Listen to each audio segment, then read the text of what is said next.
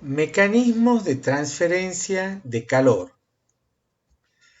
Bueno, buenas tardes. Vamos a retomar nuestras clases y ahora vamos a cambiar nuestra perspectiva. Recuerden que veníamos hablando sobre mecánica de los fluidos, veníamos viendo la ecuación de continuidad, de momento, de energía, habíamos visto propiedades de transporte y una serie de herramientas más. Y ahora cambiamos totalmente de tema. Vamos a pasar a hablar ahora de transferencia de calor. Y vamos a estudiar todos los mecanismos posibles por los cuales yo puedo tener transferencia de calor. ¿Para qué estamos estudiando esto? Porque recuerden que nuestra materia, nuestro curso, lo que estamos estudiando es entender un poco cómo funcionan algunos procesos, algunos circuitos, algunos equipos dentro de un proceso industrial y queríamos entender algunos conceptos básicos de funcionamiento y tener algunas herramientas para diseño de equipos. Entonces, todo lo que vamos a ver ahora nos ayuda, nos da el basamento teórico y práctico también para poder hacer luego el cálculo de un equipo donde intervenga evidentemente haya mecanismo de transferencia de calor, un intercambiador de calor, un evaporador, un flash, una columna de destilación, en fin, hay montones de equipos en un proceso industrial donde hay calentamientos, enfriamientos, calderas, etcétera. Entonces, lo que vamos a aprender nosotros ahora es cómo funciona la cosa, qué dice la ciencia, qué son las herramientas de la física que ya conocemos, ahora un poco más aplicadas para poder conocer las ecuaciones y cómo las aplico en un cálculo. Por supuesto que la parte mecánica de fluidos que ustedes ya han visto la vamos a traer en algún momento porque lo vamos a aplicar a transferencia de calor a fluidos en movimiento. Entonces sí lo vamos a traer a colación. Pero ahora, sin más dilaciones, pasemos a contar cuáles son los mecanismos de transferencia de calor. En esta clase que de alguna manera es introductoria porque luego vamos a desarrollar en detalle cada uno de los mecanismos, ¿sí? En distintas clases sucesivas. Bueno, estamos diciendo que los mecanismos de transferencia de calor, lo que vamos a utilizar nosotros para la bibliografía que vamos a utilizar va a ser el Zengel, básicamente allí nos estamos fijando, también el Welty y el Jan-Koplitz, ¿sí? Pero básicamente este tema lo hemos tomado mucho del Zengel. Bueno, ¿cuáles son primero tendríamos que ver qué es el calor, ¿sí? Repasar un poquitito, recordar nuestro curso de física, que allá lejos y hace tiempo, y saber que el calor es una forma de energía que se puede transferir de un sistema a otro como resultado de una diferencia de temperatura. A ver, ¿qué quiere decir eso?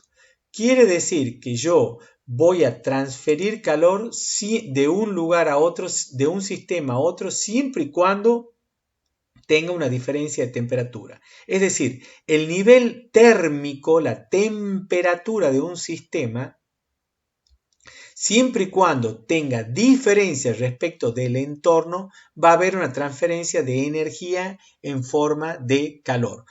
Tenemos muchísimos ejemplos. Acá tienen, por ejemplo, un radiador. Este es un radiador domiciliario doméstico que sirve para calentar una habitación. Por allí es un circuito por donde va agua caliente. Y las paredes de este radiador están a mayor temperatura que el ambiente que lo rodea. Y entonces, gracias a esa diferencia de temperatura, es que entonces yo puedo transferir calor desde las paredes de esto hacia el entorno.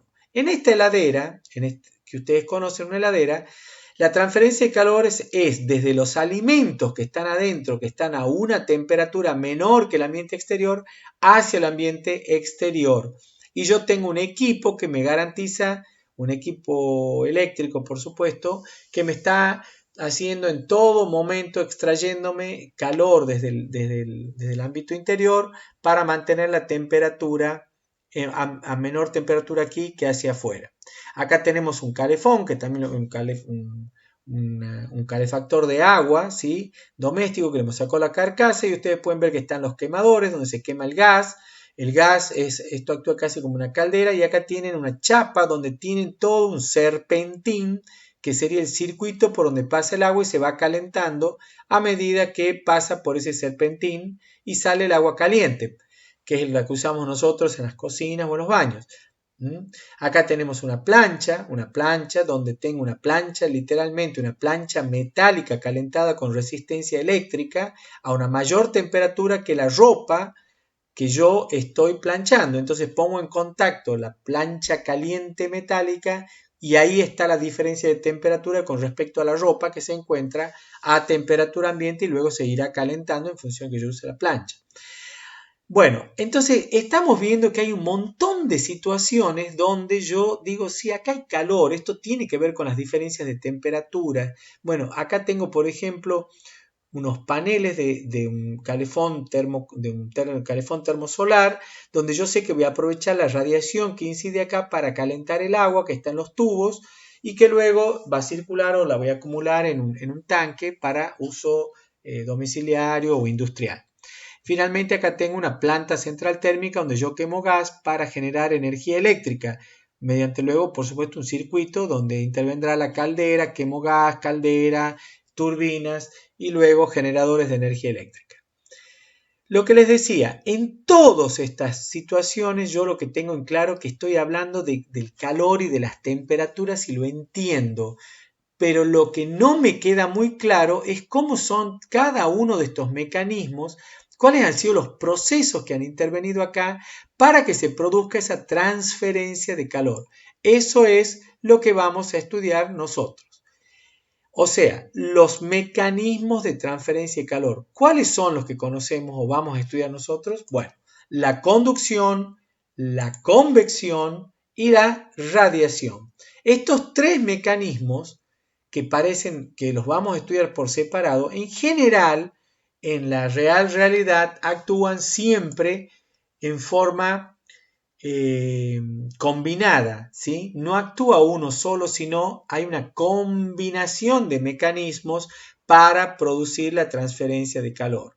Entonces, un caso muy simple, fíjense, cuando yo caliento una olla con agua, estoy calentando una sopa, estoy calentando algo, estoy cocinando algo, en ese simple acto de la cocina que tengo allí, yo están interviniendo varios mecanismos de transferencia. Acá tengo la llama, ¿sí? El hogar, acá tengo la olla metálica con el asa, el líquido adentro, y fíjense, en el asa, cuando esta pared de la olla está caliente, el asa se transfiere la energía por conducción a la mano, si es que yo tomara acá, y mi mano, por supuesto, se encuentra a menor temperatura. Todo el líquido que se encuentra dentro de la olla va a tener un movimiento, que ahí lo estamos marcando con esas flechitas que hacen como unos remolinos, ¿lo ven? Eso va a ser un mecanismo de transferencia de calor dentro del líquido por convección. Finalmente, todas las hornallas y todo el calor que yo tengo acá que está generando la combustión, una parte se va a transferir por convección y otra por radiación hacia todo el exterior y hacia la olla misma. Entonces, como ven, tenemos los tres mecanismos, generalmente están combinados. Bueno, hablemos ahora de la conducción. La conducción es la transferencia de energía de las partículas con más energía hacia las adyacentes como resultado de interacciones entre estas partículas. Recordemos en conducción que nosotros hemos estudiado, ¿se acuerdan ya cuando hemos estudiado propiedades de transporte? La conducción va a ser la posibilidad que tiene una partícula de entregar la energía que tiene mayor energía a la adyacente, quiere decir a la que tiene a la par. Entonces esta tiene más energía porque tiene más nivel térmico de energía, entonces se lo va a dar por interacción directa a la que tiene a la par.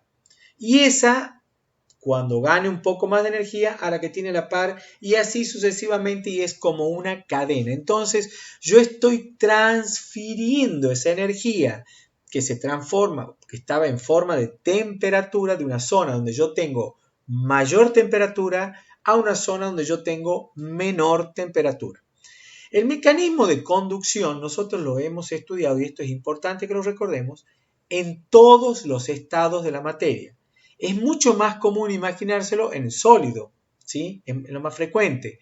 el mecanismo que es preponderante y en los sólidos. Aparte es el único que tengo en los sólidos. ¿Por qué? Porque yo tengo matrices estructurales rígidas, ¿sí? Donde las moléculas no se pueden mover y donde el nivel energético de cada molécula, que en la medida que yo tenga, por ejemplo, una barra metálica, si esto fuera una barra metálica, ¿sí? Yo acá tengo caliente y acá lo estoy calentando. Entonces esto está a mayor temperatura de todo el resto. Lo que va a suceder es que estas partículas que están acá, que no se pueden mover, van a tener mayor energía y le van a transferir la energía a la que está pegadita y así. Entonces el flujo calórico va a ir de la zona de mayor temperatura a la que tiene menor temperatura. Entonces estoy en una matriz rígida y una que empieza a vibrar mucho más, unas moléculas que están mucho más energizadas por su nivel térmico, le transfieren la energía a la que tiene al par, a la otra, y es una cadena.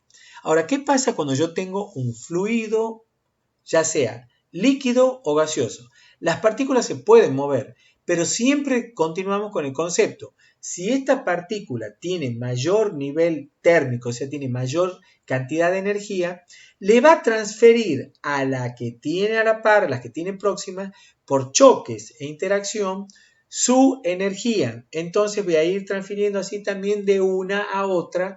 Entonces yo puedo tener también transferencia por conducción en los fluidos, siempre y cuando no tenga un movimiento global del fluido, que eso vamos a ver que es el mecanismo de convección, ¿sí? Entonces, la conducción está reservada a sólidos, líquidos y gases.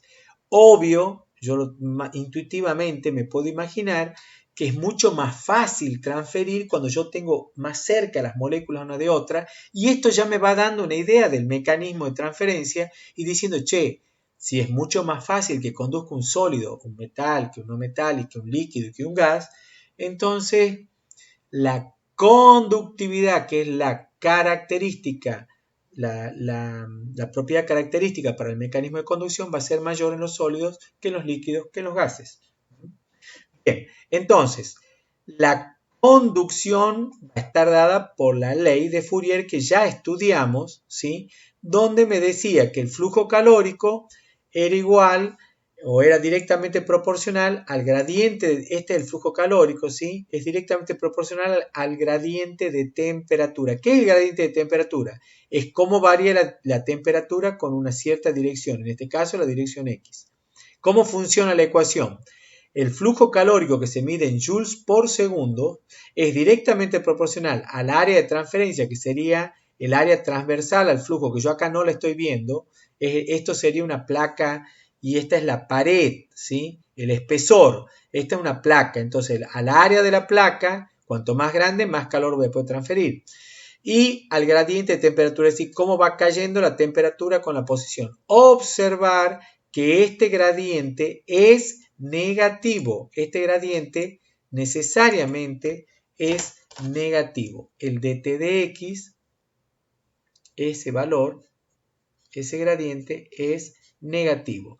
Entonces, si esto es negativo, con este signo menos de acá, el calor me tiene que dar positivo. Positivo en la dirección X, que es la que yo estoy considerando en este caso. Entonces, el Qx es positivo porque el gradiente es negativo y para eso pongo ese signo menos allí, ¿sí? Entonces, el flujo calórico siempre es positivo en la dirección de gradiente negativo. Bien. ¿En qué unidades se va a medir el flujo calórico? Bueno, ya lo dijimos, el flujo calórico se mide en joules por segundo, ¿sí? Joules por segundo. El área en metros cuadrados y nuestra conductividad se mide en vatios por metro sobre grado centígrado.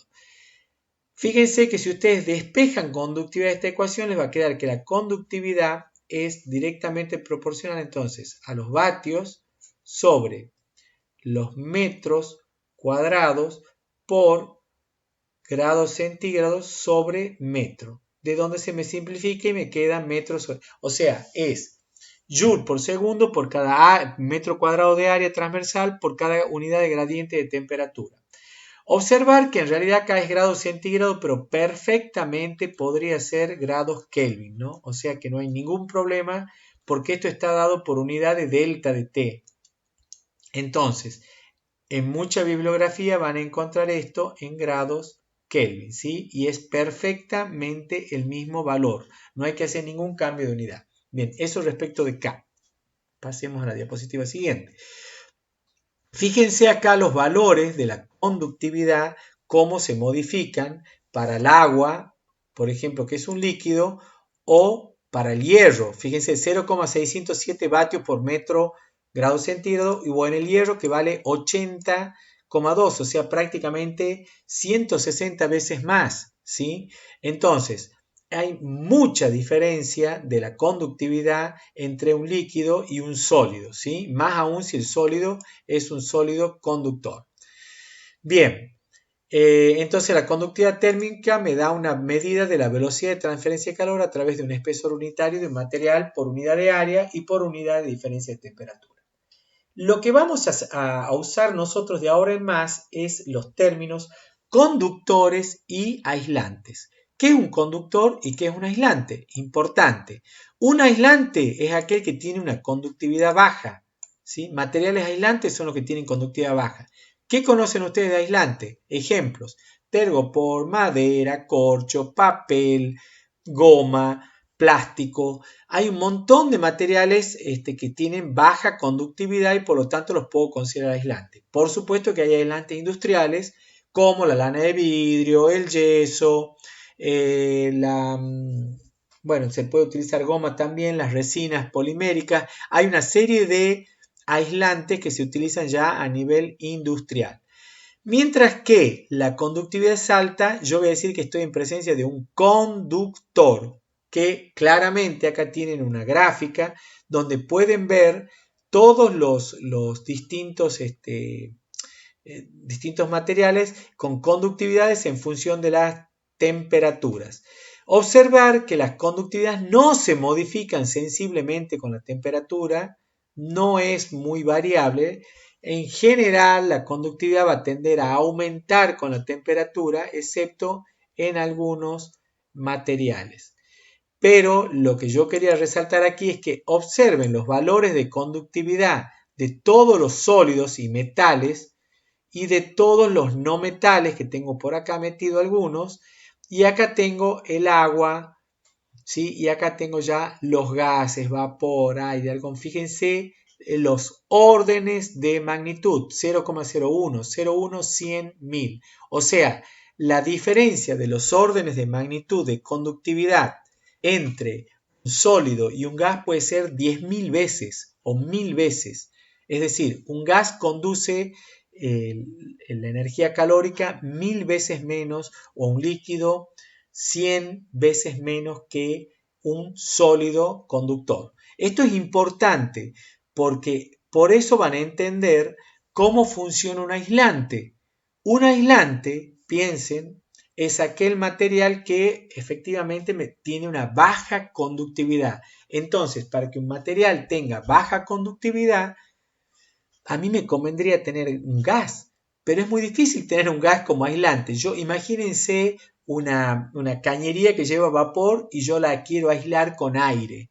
Es complicado, ¿no es cierto? Pero ustedes recuerden que sí se utiliza este tipo de situaciones. Por ejemplo, en las ventanas de vidrio, cuando ustedes tienen la doble pared de vidrio, ¿sí? Las ventanas, las puertas de vidrio con doble pared, yo creo que todos la conocen. Además de ser un aislante del sonido, son aislantes térmicos. ¿Por qué? Porque yo, entre un vidrio y el otro, que uno puede estar a una alta temperatura y el otro está, supongamos que quiero refrigerar una habitación. Entonces yo tengo ventanas, ventanales, puertas grandes. Evidentemente, el vidrio es una pared delgada que conduce muy fácilmente el calor. Entonces, es todo lo que yo estoy manteniendo frío en el ambiente, me ingresa el calor por las ventanas que tienen paredes de vidrio muy pequeñas. A pesar que el vidrio no es muy buen conductor de calor, pero lo mismo pasa el calor. Entonces, ¿qué puedo hacer? Pongo dos paredes de vidrio. No pierdo la luz, porque lo que yo quiero con la ventana es tener luz y visión hacia el exterior, pero le estoy poniendo una capa de aire en el medio que va a actuar de aislante. ¿Por qué? Porque tiene muy baja conductividad. Y allí voy a evaluar el aire en su mecanismo de transferencia como conducción, no como convección, que es lo que vamos a ver en el mecanismo que sigue, porque el aire no tiene muchas posibilidades de moverse en un espacio confinado entre dos placas de vidrio, ¿sí? Otro ejemplo es que ustedes piensen ahora por qué se usa telgopor, por qué es el corcho, por qué es la lana de vidrio, por qué es los materiales poliuretánicos que se utilizan para aislar cañerías. No sé si ustedes han visto alguna vez que se inyectan como con unas pistolas y se hace como una espuma que luego se solidifica y es como que un material líquido que uno lo pone como casi como un aerosol y se hace como una espuma, la misma espuma de afeitar, una espuma de jabón, la que sea. ¿Qué hay allí? Lo que tengo está lleno de gas, lleno de aire, ¿sí? O lleno de dióxido de carbono, eventualmente habrá que ver cuál es el gas que está interviniendo allí. Pero en toda la matriz esa sólida que yo tengo de telgopor, de madera, de corcho, de la lana de vidrio, ¿qué es lo que tengo? Aire. Entonces, el sólido me da el medio para que tenga la resistencia mecánica y me esté soportando al aire, que es pequeñas particulitas de aire que están metidas en el medio de toda esa matriz sólida que me aseguran que la conductividad sea mucho más baja. Entonces, es el mecanismo, esa es la forma en que funcionan los aislantes, ¿sí? Bien, entonces ya dijimos que la conductividad cambia mucho y observen para los gases, para los sólidos. Repito nuevamente, los órdenes de magnitud son tremendamente diferentes y vamos desde 100, 200, 300 a 0,010. O sea, hay 3 órdenes de magnitud, 1000 veces más. Con respecto al agua, 100 veces más. Bueno, la conductividad la vamos a evaluar como la integral, como es una función de la temperatura, la podemos sacar al valor medio como del cálculo integral entre dos temperaturas, K de T de T sobre T2 menos T1. Este es el valor medio de conductividad entre dos temperaturas porque normalmente siempre vas a tener una variación de temperaturas, entonces voy a tener que tomar el K medio. En general, la función de K con la temperatura es una función lineal, de esta forma. Normalmente beta es una constante, podría no serlo por ahí, por eso tenemos curvitas, pero en definitiva esta es la forma. Y si ustedes hacen la integral de esa ecuación, bueno, van a llegar a esto que tienen acá, que es una cosa muy sencilla, pero normalmente nosotros vamos a tomar el K medio como K la temperatura 1 más K la temperatura 2 dividido en 2. Esta va a ser la forma en que nosotros vamos a calcular el K medio. Vamos a entrar a nuestra tabla y vamos a sacar las conductividades a distintas temperaturas y vamos a evaluar el valor medio. La difusividad térmica es otro concepto que quisiera compartirlo con ustedes, que está dado por la relación entre el calor conducido y el calor almacenado por una sustancia. La difusividad térmica nos da la idea de cuán rápido se escapa el calor de una sustancia o bien cuánto es la capacidad de almacenamiento cuanto más baja sea la difusividad térmica. ¿Esto qué quiere decir? Fíjense, la difusividad es una relación entre la conductividad y el ρ por Cp. El ρ por Cp, esto, son los joules por metro cúbico por cada grado centígrado que podría almacenar una sustancia. Si yo divido lo que es capaz de conducir respecto de lo que es capaz de almacenar, tengo la difusividad. Entonces, lo que yo puedo conducir respecto a lo que yo puedo almacenar. Entonces, una difusividad alta implica que tengo una alta conductividad y una baja capacidad de almacenamiento. Difundo muy rápido. Una difusividad baja quiere decir que yo tengo una alta capacidad de almacenamiento, ¿sí? Entonces, bueno, además puede ser isotrópico o anisotrópico. Si tengo difusividad en distintas direcciones, tengo distintos valores de difusividad, que esto también puede ocurrir. ¿Qué es la difusividad entonces? La difusividad me dice, es K sobre ρCp. Yo tengo una capacidad de almacenar calor por cada grado centígrado que tengo diferencia con el exterior, o tengo una capacidad de conducir calor desde mi elemento hacia afuera. Supongamos que sea esta pieza, no se agarra una pieza cualquiera, y esta pieza va a transferir calor hacia afuera de acuerdo a su conductividad. O sea, él dentro de su matriz va dentro de él mismo va a ser fácil que conduzca calor o va a tender a almacenar el calor si tiene un roce P muy alto. La difusividad es la relación entre lo que puedo perder y lo que puedo almacenar. Por eso les decía, cuanto más alta la difusividad es como que no almaceno calor, lo disipo. Cuando tengo una difusividad baja, no difundo calor, almaceno mucho calor. Las unidades están dadas allí, como lo ven, en metros cuadrados sobre segundo, ¿sí? Bien, entonces ese es otro concepto que teníamos que conocer. ¿Cuál es el otro mecanismo de transferencia de calor que vamos a estudiar? La convección. Este mecanismo es el mecanismo de transferencia de convección es específico para fluidos. No aparecen los sólidos para nada. Es solo en fluidos. Es decir, el que quiera plantear un problema con convección donde aparezca un fluido, de convección donde aparezca un sólido, hay un error conceptual, porque solo se va a dar en fluidos, ¿sí? Recuerden, al contrario, la conducción sí la puedo tener en fluidos, en sólidos, en líquido, en gas, en los tres. La convección es solo para fluidos, gases y líquidos. ¿Cómo funciona la convección? Es el otro mecanismo que me tengo que tratar de interpretar cómo funciona. Bueno, yo tengo una pared caliente y tengo el fluido. Entonces yo quiero saber cómo se transfiere el calor en el seno del fluido. En la pared yo ya sé que es por conducción. A ver, acá tengo una taza. Esta es una taza. La taza tiene una pared con un cierto espesor. Todos lo están viendo, ¿sí? Allí lo ven.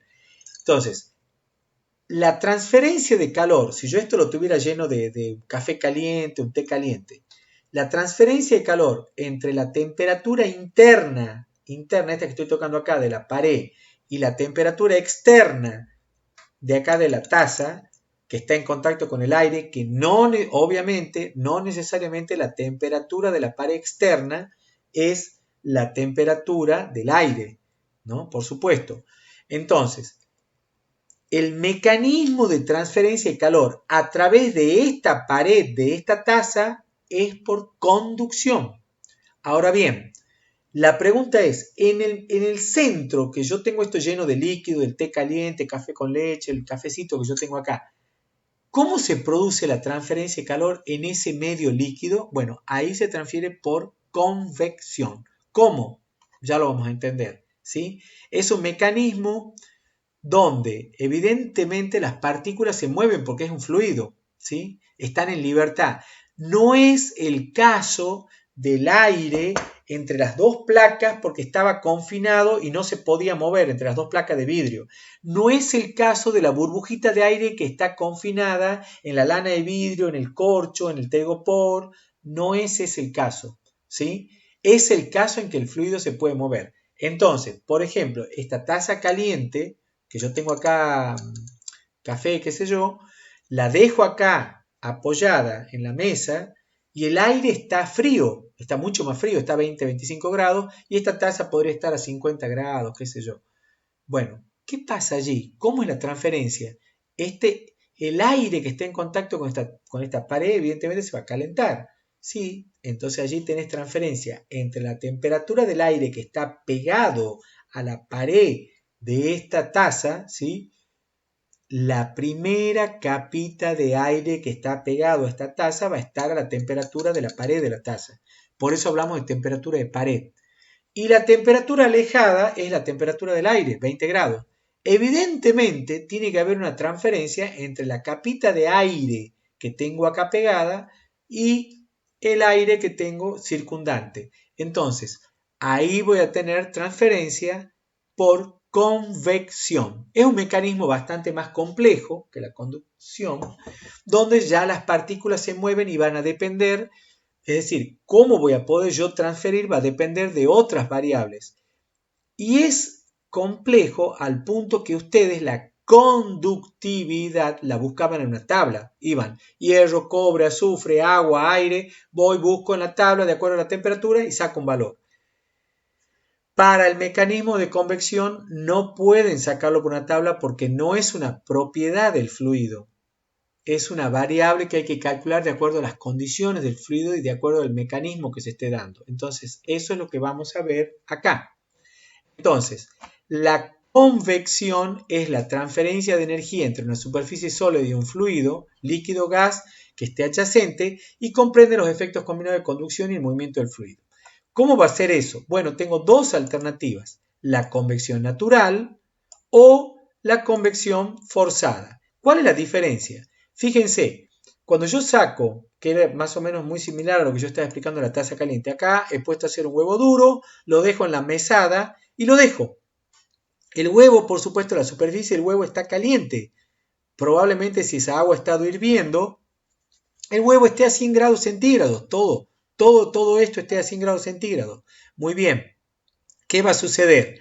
El aire que lo rodea al huevo va a entrar en contacto con él, se va a calentar, va a disminuir su densidad y se va a elevar, mientras que el aire frío va a pasar inmediatamente a reemplazar ese aire caliente que se va y se va a producir acá una voluta de aire, un movimiento de aire que me define lo que se denomina como convección natural. Entonces, ¿cómo se transfiere el calor? Debido al movimiento de las partículas calientes que se alejan y se mezclan con las frías y luego entran frías nuevamente y así.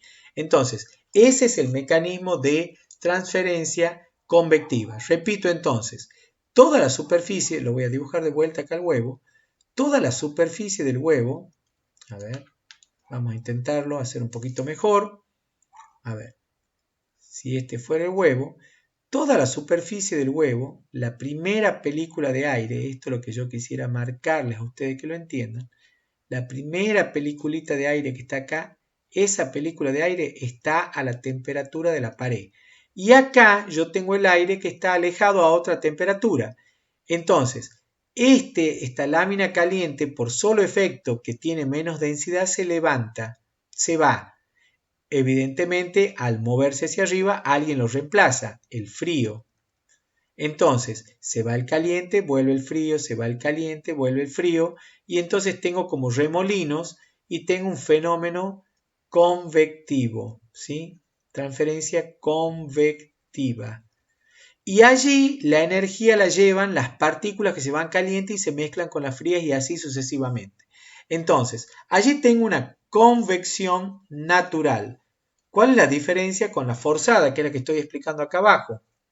Muy simple. La convección forzada, ¿qué es lo que yo tengo? En vez de esperar que el aire se mueva solo por diferencia de densidad, le pongo un ventilador que ya implica una velocidad v. Entonces, el movimiento del fluido es causado por medios externos. El viento, un ventilador, una bomba en una cañería, etc. Entonces, toda la película de aire caliente que yo tenía acá rodeando al huevo se desplaza porque viene aire frío que se calienta y sigue su camino. Entonces, todo está asignado por la velocidad. Siempre tiene que haber movimiento del fluido. Entonces, ahí tengo convección forzada y convección natural. Siempre se va a producir igual que en este caso anterior, acá, otra vez la temperatura de la pared va a ser mayor que la temperatura del aire, ¿sí? Siempre la temperatura del aire es más baja. En la temperatura infinita le estoy llamando temperatura del aire. Esa temperatura es fría. Y bueno, esta es caliente. Y bueno, acá cuando salga saldrá caliente y después se mezclará otra vez con el aire frío y así. Bueno, entonces, en la convección va a aparecer otra ecuación que ya no es la de conducción y se llama la ley del enfriamiento de Newton, que se va a calcular mediante esta ecuación que les estoy escribiendo acá, que es el calor vale H, que ahora H es el coeficiente de transferencia de calor convectivo, H es el coeficiente de transferencia de calor convectivo, por el área de transferencia por la diferencia entre la temperatura de la pared menos la temperatura del fluido en el seno del fluido.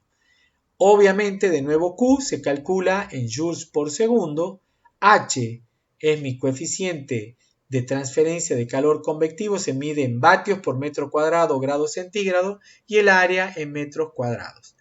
Acá tienen que vale cada una de las cosas, temperatura de superficie, bla, bla, bla. Entonces, siempre me tengo que acordar que en la superficie la temperatura del fluido es igual a la del sólido. Siempre voy a asumir que la temperatura de la pared es la temperatura del sólido. Y esa es la primera capita de fluido que tiene esta temperatura, ¿sí? La primera capa de fluido, la primera capa de fluido tiene la temperatura de la pared. Y la transferencia se da siempre en el fluido. Por eso voy entre temperatura de fluido y temperatura de fluido. La temperatura en la zona cercana a la pared y en las cercanías, en la inmediación inmediata, inmediatamente cerca, y la temperatura en el seno del fluido. ¿Ah? Siempre es ese. Y H pasa a ser ahora mi coeficiente pelicular. ¿Cuál es el problema? Y que quede claro, H, y esto es lo más importante, no es una propiedad, no lo puedo sacar de una tabla. H no es una propiedad, no lo puedo sacar. Se determina en forma experimental y depende de todas las variables que influyen en la convección, ¿sí? Entonces, H lo voy a tener que calcular. Es decir, cuando entren a estudiar convección se van a dar cuenta que es bastante más complejo que conducción, porque para determinar ese H voy a tener que conocer la velocidad del fluido, las características del fluido, las características me refiero a propiedades, densidad, viscosidad, velocidad. Voy a tener que conocer la geometría del sistema porque eso me va a condicionar tremendamente las posibilidades de que yo pueda transferir mejor el calor entre las paredes y el ambiente exterior. Entonces, ahora ustedes vayan relacionando con situaciones que tienen en la real realidad, en sus casas, en el mundo que los rodea y empiecen a pensar cómo funcionan las cosas, por qué el ventilador a mí me refrigera más que el aire, por qué cuando ando en bicicleta siento el vientito y digo, ah, qué bien, el viento me hace sentir bien. Bueno, ¿por qué? Porque estoy mejorando mi mecanismo de transferencia de calor desde la piel hacia afuera y entonces yo puedo disipar mejor el calor, ¿sí?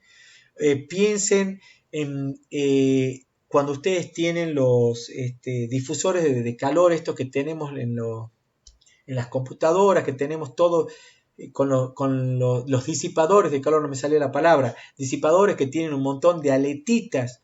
¿Para qué le han puesto aletas? ¿Por qué tiene el cooler un ventilador? ¿Para qué sirve?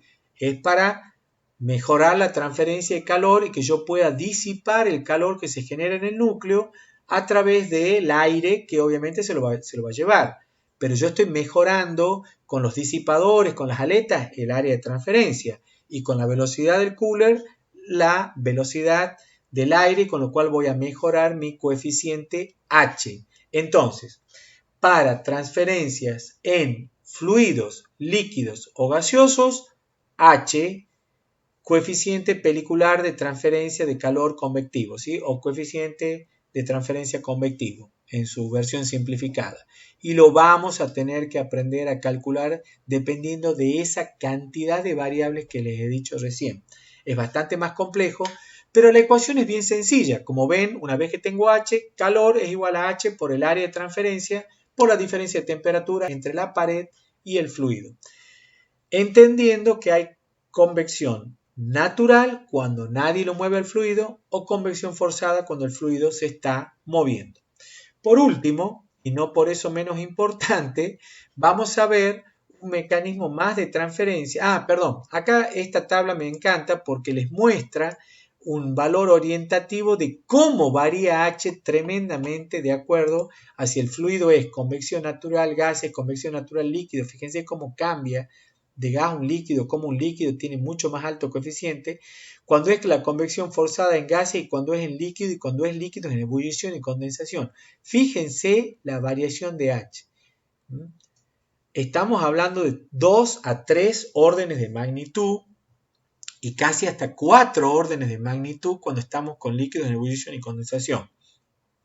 Es decir, H tiene una variación muy, muy grande de acuerdo a donde se está produciendo la transferencia. Un caso que no lo mencioné y que justo lo veo allí en, el, en, el, en la transparencia y me hizo acordar, este, es de los líquidos en ebullición. Cuando ustedes ponen la olla, una cacerola, a calentar en la hornalla, ustedes, todo el mecanismo de transferencia de calor dentro del líquido, cuando las paredes están calientes, las paredes metálicas están calientes, y ahí hay conducción en la pared, pero la pared caliente interior de la olla, ¿sí? Que sería de la taza, supongo que esto sería la ollita, el jarrito, esto está caliente, el líquido que está ahí adentro está recibiendo la temperatura de la pared. La primera capa de líquido está adherida y de allí va cambiando la temperatura hacia adentro. Todo el mecanismo, si nadie lo mueve, todo el mecanismo de transferencia de calor adentro del líquido es por convección y produce el movimiento de toda la masa líquida. ¿Por qué? Porque se producen diferencias de densidades. El líquido se calienta, es menos denso, va hacia arriba, el líquido más frío va hacia abajo y se produce toda la convección adentro de esa olla. Ahora bien, si el líquido empieza a hervir, se modifica el H y ya deja de, si bien sigue siendo un mecanismo de transferencia convectivo, hay que considerar la situación de generación de vapor en la superficie de la pared, porque las burbujitas de vapor, si ustedes han observado, aparecen pegadas a la pared y esa adhesión que tienen las burbujas a la pared me va a modificar el mecanismo de transferencia. Entonces, para ebullición o por caso contrario, un vapor que se condensa sobre las paredes, que produce líquido sobre las paredes y que obviamente el líquido escurre, podrá ser en tubos horizontales, en paredes verticales. Eso habrá que ver cómo funciona porque cada situación es distinta. Va a tener una influencia muy importante en la modificación de la transferencia del H, del mecanismo. Entonces, el mecanismo convectivo va a cambiar totalmente y tengo que calcular con otras ecuaciones el H de condensación y de ebullición. Y ustedes han visto ahí en esa tabla que eran valores mucho más elevados. Bueno, por último, hacemos, y yo les decía no menos importante, el último mecanismo de transferencia es el de radiación. Bueno, este es el mecanismo más complejo de transferencia de calor porque implica que se realiza a través de ondas electromagnéticas y no es necesario que haya un medio para que lo transfiera. Ustedes ya lo han estudiado con estudio física, han estudiado radiación de cuerpos negros a través de la ley de Stefan Boltzmann que decía que el calor emitido era igual, o sea, los joules por segundo es igual a sigma, que es la constante de Stefan Boltzmann, que vale 5,67 por 10 a la menos 8 vatios metro cuadrado grados Kelvin a la cuarta, por el área de transferencia, la superficie, por la temperatura de esa superficie elevado a la cuarta.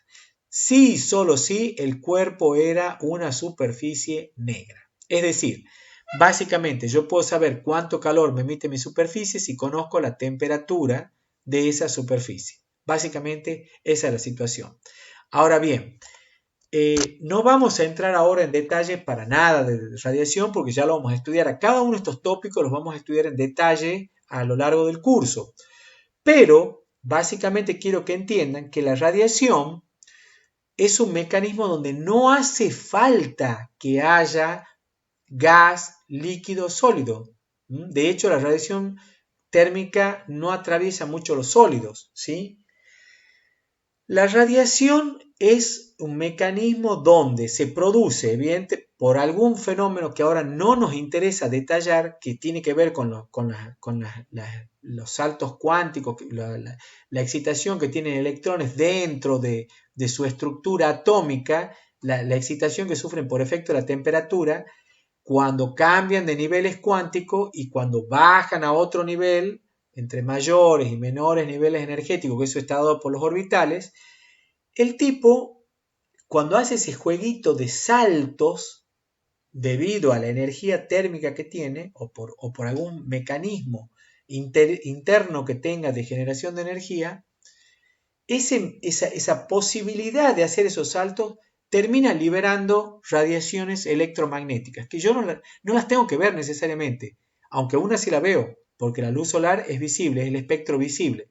pero tomen el Sol. Tengo un montón, un rango tremendamente grande de ondas electromagnéticas que son emitidas por ese Sol. Solo un rango muy pequeño, que es el visible del espectro, de todo el espectro, es el que yo puedo ver. Ahora bien, ¿qué sucede?